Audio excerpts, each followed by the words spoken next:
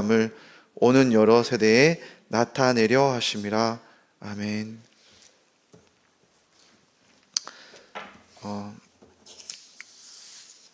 지난 시간 우리는 우리가 왜 구원을 받아야 하는가라는 것에 대해서 배웠습니다. 우리는 왜 구원을 받아야 합니까? 우리는 죽었기 때문에 구원을 받아야 합니다. 우리가 무엇으로 죽었냐면 죄와 허물로 죽었다고 말하고 있습니다. 그런데 우리의 이 죽음이 사실인 것을 우리가 어떻게 확신하냐면 우리는 두 가지 비참함에 빠져 있는데 바로 세상 풍조에서 벗어날 수 없다라는 것과 우리 몸의 욕구에서 벗어날 수 없다라는 사실들, 이 두 가지 때문에 우리의 비참함을 볼 수 있고 우리가 죄 가운데 있다는 것을, 죽음 가운데 있다는 것을 확신할 수 있었습니다. 그러니까 우리가 벗어나려면 반드시 이 죄의 욕구와 우리 몸의 욕구와 세상 풍조에서 벗어나고 싶은데, 이걸 벗어나고 싶으려면 바로 생명이 있어야만 우리가 이것을 벗어날 수 있다라는 것을 우리가 배우게 되었던 겁니다. 그러니까 그리스도를 믿지 않으면 이 상태에서 벗어날 수 없고 우리는 죽음 가운데 비참함에서 벗어날 수 없기 때문에 우리에겐 구원이 필요하다, 이렇게 지난 시간 배웠습니다. 자, 그러면 오늘 우리가 배울 내용은 우리는 그렇다면 어떻게 구원을 받는가라는 것을 오늘 우리가 배우려고 합니다. 신자는 믿음으로 구원을 받는데 어떻게 구원을 받는가? 오늘 한마디로 말하자면 하나님은 우리와 그리스도를 연합하여 하나 되게 하심으로 우리에게 생명을 전달해 주신다, 이렇게 말을 하고 있습니다. 그리스도와 우리가 연합하여 하나가 됨으로 하나님이 우리에게 생명을 주신다라는 것을 우리는 깊이 살펴볼 필요가 있습니다. 그런데 이 출발점이 뭐냐? 바로 4절에 나와 있습니다. 이 출발점, 우리 4절을 다 함께 읽어보겠습니다. 시작. 긍휼이 풍성하신 하나님이 우리를 사랑하신 그 큰 사랑을 인하여. 자, 우리가 하나님께 우리가 범죄를 했습니다. 하나님께 우리가 받은 이 하나님의 형상을 파괴하고 하나님의 질서를 우리가 허물어 버렸죠. 하나님께 범죄했습니다. 자, 그런데 하나님은 이 범죄를 향하여 우리가 하나님께 죄를 지은 것에 대해서 어떤 반응을 보이시냐면 하나님이 우리를 긍휼로 불쌍히 여기셨다는 겁니다. 하나님이 그래서 우리를 오히려 사랑하기로 결심하셨다는 겁니다. 누군가 우리에게 잘못을 범하면 우리는 어떤 반응을 보이냐면 복수하고 싶은 마음이 듭니다. 받은 만큼 갚아주고 싶은 마음이 있는 거죠. 바로 하나님이 우리 1절부터 3절까지 살펴봤던 비참함, 이 비참함은 어디로부터 오느냐? 하나님의 공의로부터 옵니다. 하나님은 죄를 지은 자에게 마땅한 값을 물으시는데, 그래서 하나님이 우리에게 이 죄의 값이 무엇인지를 철저하게 보여주신 거죠. 그래서 우리는 비참한 가운데 살아가는 겁니다. 그런데 하나님은 또 다른 성품이 있으신데 긍휼과 사랑의 성품이 있다는 겁니다. 그러니까 하나님이 우리를 구원하시기로 한 출발점이 뭐냐면 하나님의 마음에서부터, 성품에서부터 시작하는 거예요. 하나님은 우리에게 복수하고 싶은 게 아니라 우리가 가지고 있는 이 죽음의 비참함을 너무 불쌍하게 보셨다는 겁니다. 하나님이 이 성품으로부터 출발하는 거예요. 하나님이 이런 마음을 갖지 않으셨다면 하나님은 우리에게 그리스도와 연합을 허락하실 이유가 없습니다. 하나님이 우리의 이 비참한 상태를 보시고 그냥 내버려 두신 것이 아니라 너무나 불쌍하셔서 긍휼한 마음을 가졌다는 거예요. 자기의 생각을 보신 게 아니라 우리의 편에서 우리의 그 비참함으로 우리의 편에 서셔서 우리의 그 비참함을 자신의 것으로 여기셨다는 거예요. 그래서 하나님이 긍휼히 여기셨다는 겁니다. 그런데 하나님의 이 성품이 우리와 다른 면이 있어요. 분명히 긍휼도 사랑도 우리 안에 있습니다. 우리도 다른 사람을 긍휼히 여길 수 있고 우리도 다른 사람을 향해서 사랑할 수 있어요. 그런데 오늘 본문은 하나님과 우리와 차이점이 있다고 말합니다. 뭐냐 하면 정도의 차이가 있는 거예요. 풍성하신 긍휼, 하나님의 너무나 많은 사랑.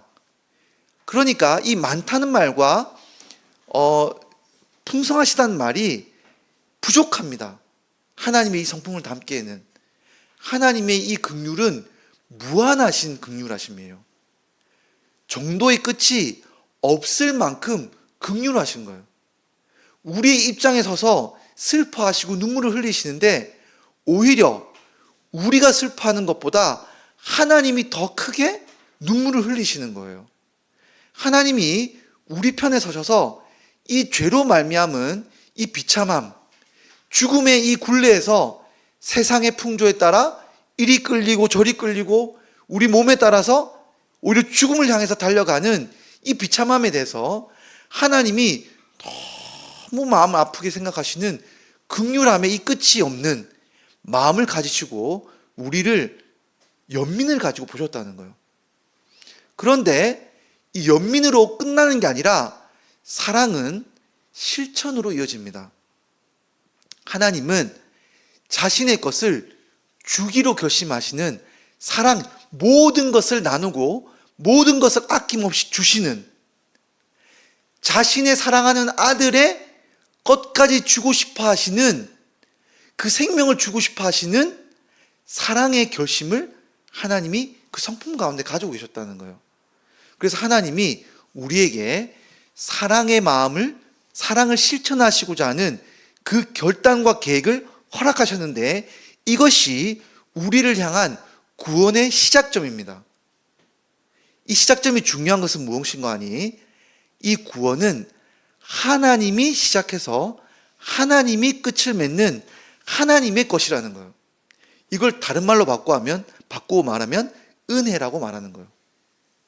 하나님이 은혜로, 하나님이 온전히 자신의 손으로 이 모든 것을 주시고자 하는 이 구원이 바로 하나님의 구원이라는 겁니다. 자, 그런데 우리가 이걸 보면서 궁금해하거나 의아해하는 마음이 있을 수 있어요. 여러분, 분명히 1절, 3절에서 죄를 지은 사람에게 분노하신 것도 하나님이시고 지금 4절에서 이 죄인을 향해서 엄청난 연민을 품고 사랑을 가지고 계신 분도 하나님이세요. 근데 여러분, 우리가 우리의 현실 세계에서 한번 보자고요. 부모님이 자녀를 사랑하죠. 그런데 부모가 그 자녀의 잘못된 모습들을 보면서 엄청 분노하고 있을 때, 화가 나 있을 때 동시에 사랑이 실천될 수 있을까요? 물론 사랑의 마음이 사라진 건 아니지만 동시에 발현되기는 힘들죠. 하나님이 진노하시면서 동시에 사랑하신다는 것은 우리의 생각으로는 불가능한 일이에요. 그래서 많은 오늘날 성경신학자들은 무엇을 선택하냐면 이 두 가지를 동시에 선택할 수 없다라는 입장 가운데 있어요. 그래서 칭의 교리를 부정하는 많은 사람들이 어떻게 말을 하냐면, 아니 재판정에서 분명히 그 죄를 물으시는 판사가 어떻게 판결하지 않고 자신의 의를 나눠주냐, 이것은 올바른 재판정이 아니다 라고 해서 이 칭의의 교리를 부정하는 사람들이 많이 있어요. 그런데 오늘 우리는 어떻게 받아들이냐 되냐면 하나님의 성품 가운데 단일성이라고 하는 교리를 좀 알 필요가 있어요. 다 같이 한번 따라 말할까요?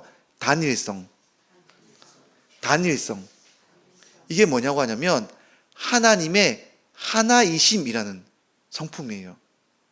뭐냐 하면 단일성이라고 하는 이 하나이심이라는 교리는 우리는 불가능하지만 하나님은 그 모든 성품이 동시에 공존한다는 교리입니다. 하나님은 공의로우시지만 동시에 사랑이세요. 이 동시에 하나님의 하나이심을 우리는 이해할 수는 없어요. 그렇지만 성경은 말하고 있습니다. 그렇기 때문에 하나님이 이렇게 우리를 동시에 사랑하시는 것을 우리는 받아들일 수 있어요. 이것이 하나님이 우리를 구원하시는 출발점입니다. 하나님은 우리를 사랑하셔서 긍휼을 베푸셔서 이제 구원하기로 마음먹으신 겁니다. 자, 그러면 어떻게 하나님이 우리에게 실천해서 이 사랑의 구원을 실제로 우리에게 적용해 주실까요? 바로 이 답이 5절과 6절에 나옵니다. 우리 5절, 6절 다 함께 읽어보겠습니다. 시작. 허물과 죽은 우리를 그리스도와 함께 살리셨고 너희는 은혜로 구원을 받은 것이라. 또 함께 일으키사 그리스도 예수 안에서 함께 하늘에 앉히시니. 자, 여기 보시면 재밌는 표현이 나옵니다. 예수님과 우리가 함께라는 표현으로 계속 나와요. 이것을 아까 제가 뭐라고 말했냐면 연합이라고 말한 거예요. 연합. 그리스도와 우리가 함께 된 거예요.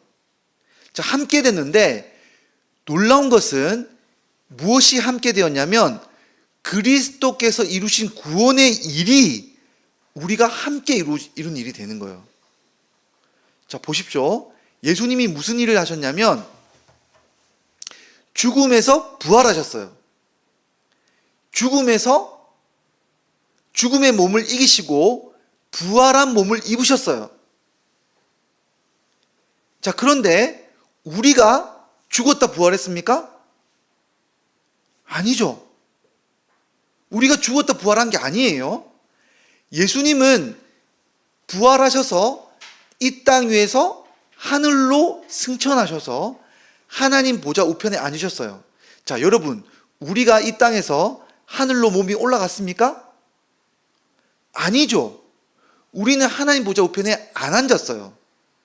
그런데 오늘 본문은 뭐라고 말하고 있냐면 너희가 부활했고 너희도 하늘 위에 앉아있다라고 말하는 거예요. 예수님과 함께.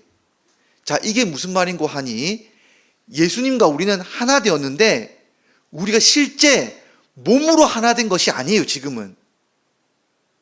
나중엔 정말 하나가 되겠지만 우리는 지금 몸으로 하나가 된 게 아니라 어떻게 그리스도와 우리가 하나가 되었냐면 성령으로 하나가 된 거예요. 성령님이 신자의 몸에 임하면 그리스도와 우리가 실제 영으로 하나가 되는 거예요. 그런데 이 영으로 하나 되었다는 것은 무엇을 의미하는고 하니 실제 예수님과 우리의 영이 하나 됐다는 뜻이 아닙니다. 이 영은 그리스도의 공로가 우리에게 전달되는 마치 통로와 같은 거예요. 계좌와 같은 거예요. 계좌가 연결돼가지고 계좌이체할 수 있는 연결고리가 되어서 그리스도의 공로의 값, 구원의 값이 우리에게 흘러 들어오는, 그리스도의 생명이 우리에게 흘러 들어오는 연결점이 된 것이 뭐예요? 바로 연합의 교리인 거예요.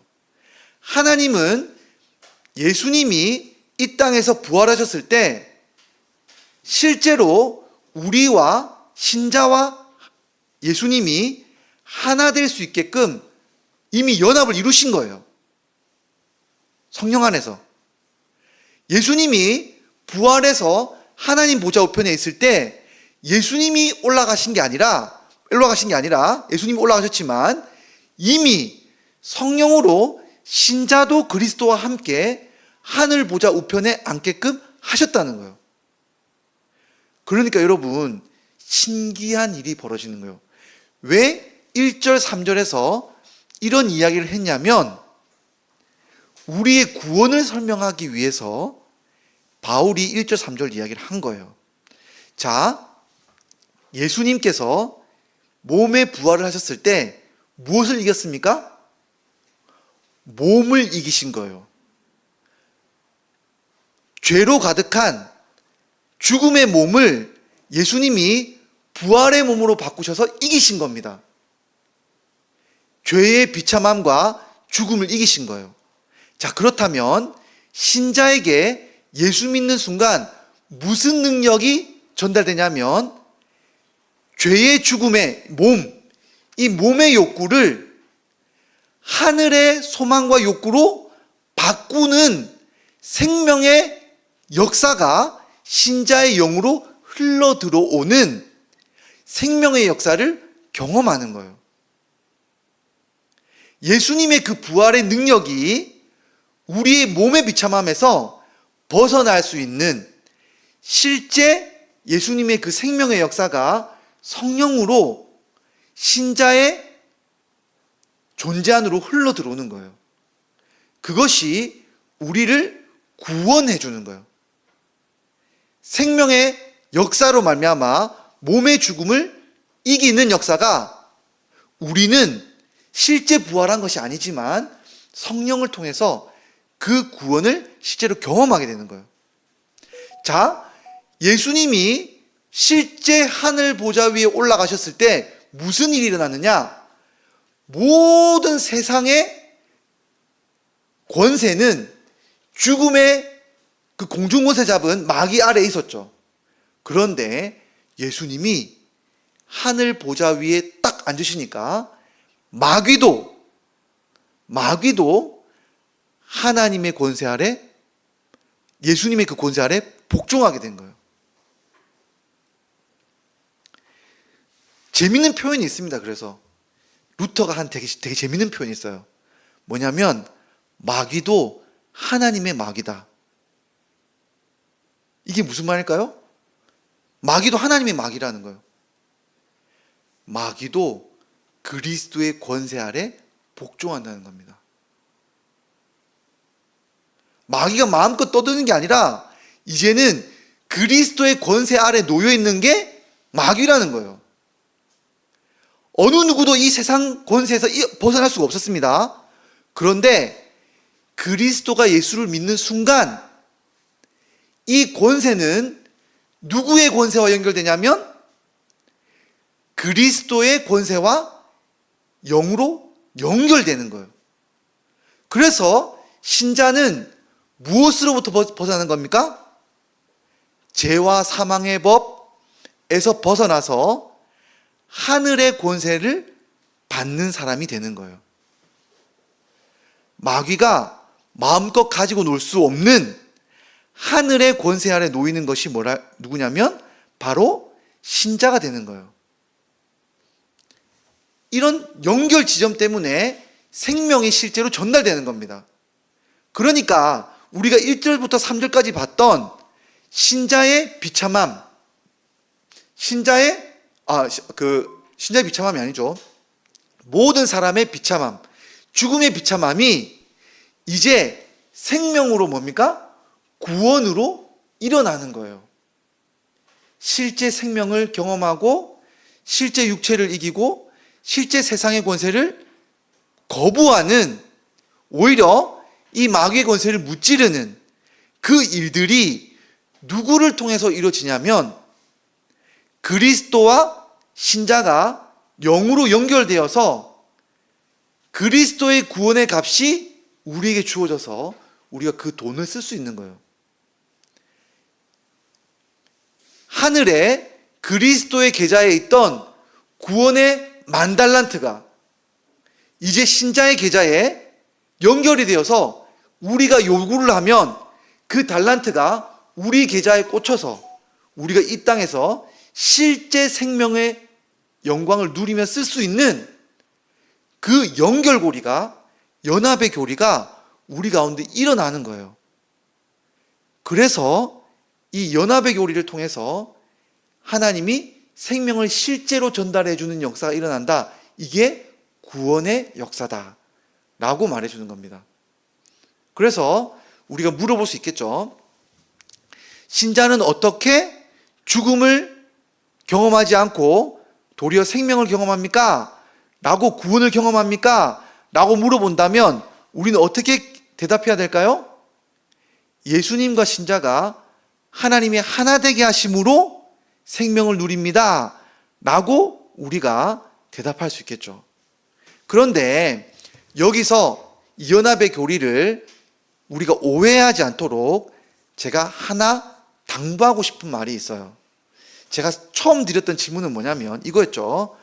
우리가 어떻게 구원을 받습니까? 했을 때 우리가 그리스도와 하나 되게 됨으로 구원을 받습니다 라고 대답하는 건 잘못된 대답이에요. 이게 왜 그런지 설명을 할 테니까 잘 들어보세요. 이게 좀 어렵지만 우리 지난 시간에 있었던 내용들을 살펴보면 우리가 이 연결고리를 좀 보셔야 돼요. 자, 연합은 구원의 결과이지 구원의 원인이 아니에요.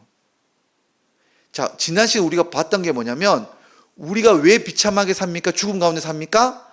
라고 했을 때 우리가 죄를 지어서 우리가 비참해진 게 아니에요. 우리가 죄인이기 때문에 죄를 짓고 우리가 죄인이기 때문에 비참함에 거해지는 거예요.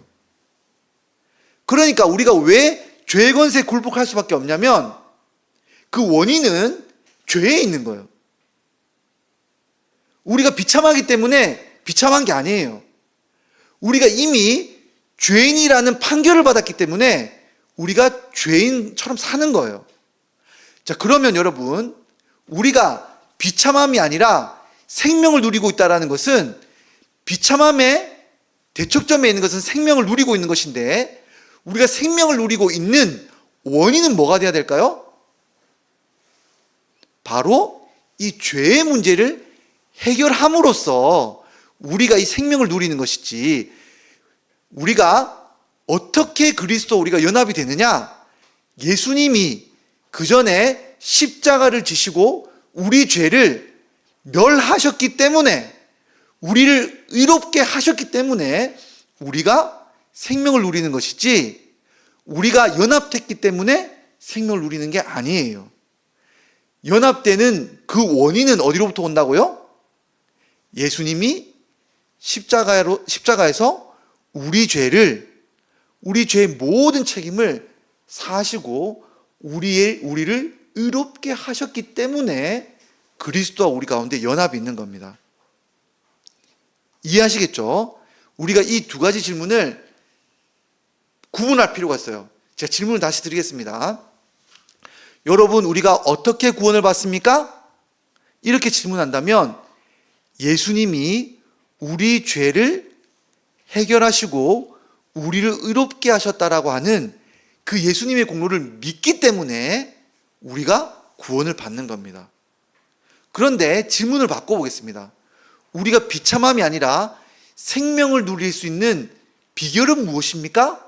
라고 묻는다면 여기에서는 우리가 이렇게 대답할 수 있는 거예요. 하나님이 구원을 이루신 생명을 이루신 그리스도와 우리를 하나 되게 하심으로 우리는 생명을 누릴 수 있습니다. 라고 말을 할 수 있는 거예요. 원인과 결과를 섞으면 안 됩니다. 원인은 예수님이 십자가를 지셨기 때문에 부활이 온 거예요. 부활이 온 거기 때문에 승천이 있는 겁니다. 우리는 먼저 이야기할 것은 예수님의 십자가예요. 그러니까 예수님께서 우리를 어떻게 하셨느냐? 우리의 이 죄의 값을, 이 우리의 죄인의 신분을 예수님이 십자가에서 완전히 그 죄의 값을 지불하시고 하나님 앞에서 우리를 의인의 신분으로 바꿔주셨기 때문에 우리가 그리스도와 연합될 수 있는 길이 열린 겁니다. 우리는 이것을 믿어야 되는 거죠.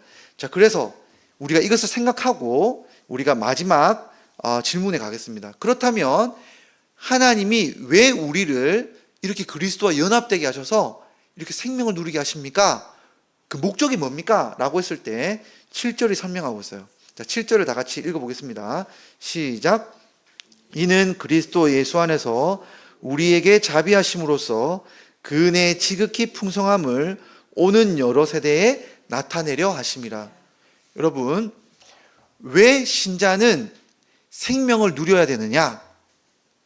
왜 하나님이 우리에게 이렇게 그리스도와 하나 되게 하셔서 생명을 누리게 하셨느냐?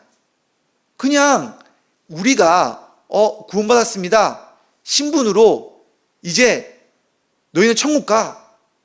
끝. 이게 아니라 왜 하나님은 이 땅에서 진짜 생명을 누리게끔 하셨는가 하면, 신자가 그렇게 누려야 하는고 하면 우리 신자를 통해서 하나님의 이 풍성한 구원의 이 영광이 다른 사람에게 보이게 하기 위한 거예요. 오는 여러 세대 가운데 신자가 하나님의 또 다른 계시가 되는 거예요. 그러니까 신자가 누려야 하는 생명의 영광이 있어요. 예수님께서 주신 이 세대를 따르지 않고 몸을 따르지 않고 하나님의 사랑을 충분히 받으면서 사랑의 영광을 누리는 그 길을 하나님이 허락하신 이유가 있어요. 사랑받는 모습을 통해서 다른 사랑받지 못하는 사람이 하나님의 사랑받을 기회를 얻고자 우리를 쓰고 싶으신 거예요. 그러니까 신자의 가장 큰 의무는 뭐냐면 하나님의 사랑을 받는 거예요.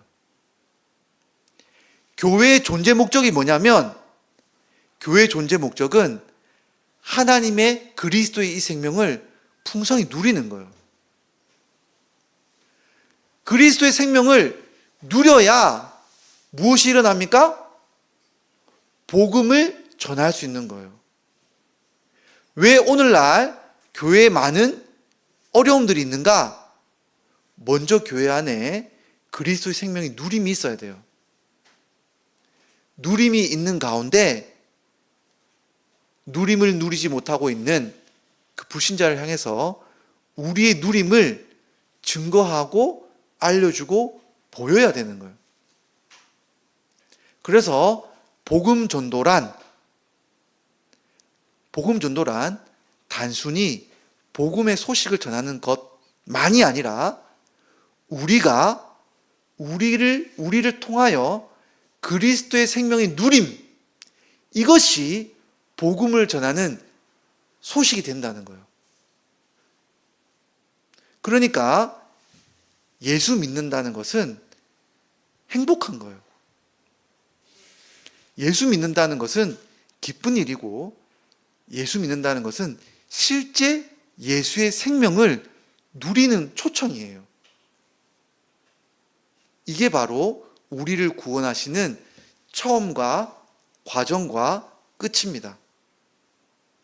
하나님의 마음에서 출발하여 하나님이 그리스도와 우리를 하나 되게 하심으로 우리가 생명을 누리게 하시고, 그 생명을 누리게 하심으로 또 다른 구원을 이루어 가시기를 원하시는 하나님의 계획이 이루어지는 것이 구원의 처음과 끝인 거예요. 그러니까 우리는 생명을 누려야 되겠죠. 자, 그런데 오늘 말씀을 보면서 우리가 우리 삶을 돌아볼 때 질문이 있어요. 저에게도 끊임없는 질문이 있습니다. 분명히 예수를 믿고 나서 예전에는 생명의 누림과 사랑의 기쁨과 이 사랑 가운데 있는 충만함이 분명히 있었는데, 저에게도 한국 교회에게도 왜 이런 은혜가 요즘 풍성해지지 않았는가? 라는 것에 대한 질문이 있는 거예요. 자, 왜 그럴까요? 첫 번째로는 우리가 명심해야 될 게 있어요. 첫 번째로, 그럼에도 불구하고 이 연합이라고 하는 것은 우리가 만들어내는 게 아니에요. 하나님이 주권을 가지고 있어요. 우리가 누리지 못한다고 해서 이 연합이 깨어지는 게 아닙니다. 이 연합은 우리의 체험과는 상관이 없어요. 여러분, 연합이 그리스도와 우리가 마치 결혼하는 관계랑 비유로 많이 들어요, 성경에서. 근데 여러분, 성경에 참 예수님이 하신 놀라운 말씀이 있는데, 결혼 관계의 언약은 너희끼리 만들어낸 게 아니라는 거예요. 남자와 여자가 만나서 서로 맹세함으로 결혼 관계가 맺어지는 게 아니에요. 그 연합은 누가 한다고요? 하나님이 이루신 거라는 거예요. 하나님이 연합을 이루신 거기 때문에 사람이 끊으면 안 된다라는 거예요. 여러분, 그리스도와 우리의 연합은 우리의 체험과 경험으로 끊어지는 관계가 아니에요. 우리의 경험 너머로 하나님의 약속 가운데 있는 겁니다. 그러니까 우리가 항상 알아야 할 것은 뭐냐면 하나님이 이 언약의 주체라는 것, 연합의 주체라는 사실들을 우리는 좀 알 필요가 있어요. 그런데 그럼에도 불구하고 우리가 이 연합을 깨트리는 가장 큰 이유가 무엇인고 하니 또다시 우리가 결혼의 비유를 들자면 바로 죄 때문에 그런 거예요. 죄의 본성 중에 가장 큰 것이 음란이에요. 음란. 부인이 있고 남편이 있는데 왜 이 연합이 깨어지냐면 다른 대상을 찾아가니까 이 연합이 깨어지는 거예요. 왜 다른 대상을 찾느냐? 이것을 여기 있는 분들은 잘 모를 수 있죠. 그런데 좀 부끄러운 이야기지만 민망한 이야기지만 예전에 있었던 교회에 형제 한 명이 이 음란을 옹호하는 사람이 있었어요. 그래서 그 지체 이야기를 듣고 제가 이런 비밀들을 어떤 메커니즘들을 좀 이해한 측면이 있어요. 뭔가 하니 이 친구가 결혼한다 그러니까 결혼하지 말라는 거예요, 저한테. 왜냐? 결혼하고 나면 남녀관계의 짜릿함이 다 사라진대요. 남녀관계에서 오는 그 짜릿함과 그 생생함과 그 기분 좋고 한 그런 모든 것들이 결혼이 다 깨뜨린다는 거예요. 오히려 결혼 없이 여러 대상들을 만나다 보면 짜릿해진다는 거예요. 얼마나 생동감이 넘치는지 모른다는 거예요. 결혼은 죽음이고 오히려 음란이 살아있다는 거예요. 여러분, 이거는 틀린 말이 아니에요. 실제 일어나고 있는 메커니즘이에요. 왜 음란에 빠지고 우리가 언약을 떠나느냐? 왜 우리가 죄를 짓느냐? 왜냐하면 우리의 이 연합을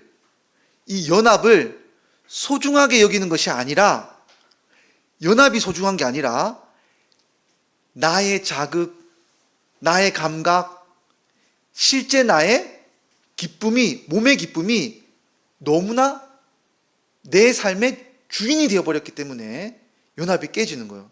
그런데 그 대상이, 이 죄의 대상, 바람피는 대상이 항상 가지고 있는 목표가 있어요. 뭐냐면 가정을 깨뜨리는 거예요. 죄의 목표는 연합을 깨뜨리는 게 목표입니다. 죄는 항상 그리스도와 우리의 연합을 어떻게 하면 깨뜨릴지를 목표로 삼고 다가오는 것들이에요. 그런데 우리가 이 연합을 우리가 인정하지 않고 우리가 인식하지 못하면 우리는 이것을, 죄를 더 소중하게 볼 수 있게 되는 거예요. 이걸 예수님이 뭐라고 말씀하셨냐면 이렇게 말했어요. 너희가 내 안에 머물지 않으면, 연합 안에 머물지 않으면 아무것도 열매를 맺을 수 없을 뿐만 아니라 사람들이 너희를 밟고 죽일 것이다. 불에 태울 것이다. 여러분, 왜 우리가 죄를 향해 가냐면, 연합을 소홀히 여기냐면, 연합 안에 있지 않으면 그 모든 것이 죽음밖에 없다라는 그 결론을 보지 못하기 때문에 그런 거예요. 죄는 결론을 보게 하는 게 아니라 지금 앞에 있는 감각을 보게 하는 거예요. 종말론적인 신앙을 보게 하지 못하는 것이 죄입니다. 관계를 보지 못하게 만들어요. 그런데 예수님이 뭘 보라고 하냐면, 그 끝은 하나님께 속해 있고 연합 안에 있지 않으면 너희가 아무리 죄의 속삭임이 있더라도 거기에는 실제 열매는 없을 거라고 하는 예수님의 선언을 보라는 거예요. 그러니까 여러분, 우리가 어떻게 이 연합을 지켜내야 하냐면 십자가를 매일 묵상을 해야 돼요. 실제 그 죄의 끝이 무엇인지는 십자가를 봐야지만 알 수 있는 겁니다. 종말적 시각은 십자가에서만 보이는 거예요. 우리의 모든 감각과 우리의 모든 소망과 우리의 모든 그 삶의 방향들은, 지표는 결국 십자가에서 판가름 나는 거예요. 그것을 보지 않으면, 믿지 않으면 우리는 어디에 속해야 되는지를 모릅니다. 그 배후에 죄가 우리의 남편이 되어야 될지, 예수 그리스도가 우리와 연합되어야 될 남편이 되어야 할지를 헷갈리는 거예요. 그러니까 여러분, 무엇을 봐야 하는가? 연합이라고 하는 이 언약이 결국 우리의 삶의 끝을 결정짓는다고 하는 사실들을 우리는 마음에 깊이 새겨야 합니다. 감각이 아니라 누구와 함께 있는지가 우리의 생명을 결정한다는 사실들을 우리는 기억해야 돼요. 두 번째로는 우리가 왜 이 연합을 깊이 경험하지 못하냐면, 또다시 우리가 부부의 관계로 돌아가면 부부관계가 좋지 않을 때 딴 대상을 찾아보게 돼 있어요. 우리가 하나님과의 관계에 은혜를 누리지 못할 때 이런 그릇된 방향으로 우리의 눈이 향해 가는 거예요. 여러분, 오늘 이 생명의 전달 방식을 분명히 기억하시기 바랍니다. 생명은 그리스도로부터 우리에게 실제로 흘러 들어오는 거예요. 이 흘러 들어오는 은혜를 우리가 볼 때 이 은혜가 죄를 죽이고 몸을 죽이고 세상을 죽이는 그 역사를 실제로 볼 때, 경험할 때 우리는 그리스도의 이 연합이 얼마나 소중한지를 알게 되는 거예요. 어떤 행위로, 우리의 어떤 결실로 몸을 죽여내는 게 아닙니다. 새 몸이 입혀져야 옛 몸이 죽는 거예요. 하늘의 권세가 임해야 세상의 권세에서 벗어나는 거예요. 실제 이 역사가 우리 가운데 흘러나오는, 이걸 소망해야 됩니다. 여러분, 우리의 신앙은 죽은 신앙이 아니에요. 왜 바울이 앞에 있는 기도를 하라고 했는지 기억하시기 바랍니다. 너희의 부르심의 소망이 무엇인가 알아야 된다는 거예요. 죽음이 어디에 있고 생명이 어디에 있는지를 깨닫는 그 깨달음이 있을 수 있도록 기도하라는 거예요. 기업의 풍성함이 얼마나 큰지 깨닫게 해달라고 기도해야 돼요. 여러분, 기도하는 우리 행위가 중요한 게 아닙니다. 말씀을 읽고 기도하는데 하나님의 이 연합 안에 있는 이 생명의 영광이 얼마나 풍성한지를 우리 믿음이 확신하지 못한다면 이 믿음, 이 기도와 말씀 읽기는 헛일이 되는 거예요. 깨닫게 해주셔야 돼요. 확신하게 해주셔야 돼요. 누려야 돼요.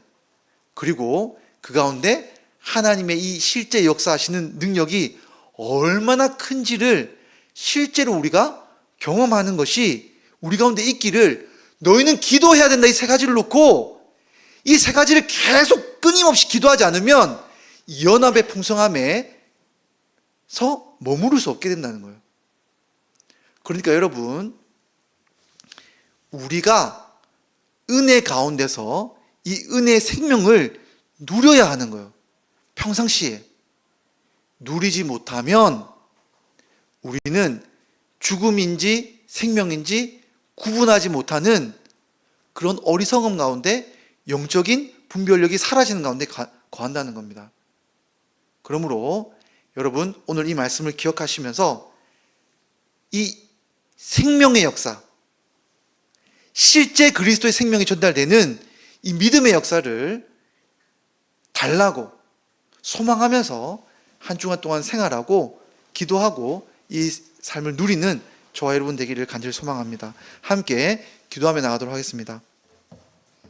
하나님, 이 시간 우리가 기도할 때 생명을 경험하게 해주십시오. 실제 주님의 몸을 죽이는 역사, 세상을 권세를 무너뜨리는 예수 그리스도의 권세를 우리 가운데 허락해 주십시오. 우리가 정말 생명과 죽음을 분별할 수 있는 지혜를 주십시오. 이 시간 함께 기도하며 나가도록 하겠습니다. 기도하겠습니다.